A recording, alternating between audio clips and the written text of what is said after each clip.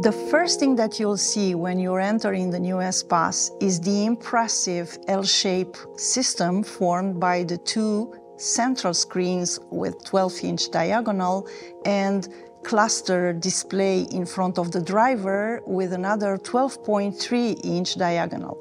When you're adding to this the head-up display of 9.3-inch, we are getting an impressive surface of almost 1,000 square centimeters.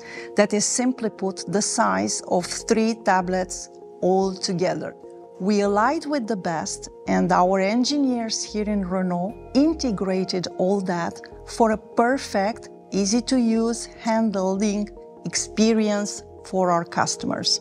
Behind the screens, we have the automotive version of the Android software, the always up-to-date Google Maps, the Google Assistant, and also the Play Store. Specifically for the launch of Nouvel Espace, we partner with an industry leader, Gameloft, to develop Song Pop for Renault. A first experience, shared experience involving all the passengers in a car in a trivia, music, shared game that all the passengers can play on the long trips.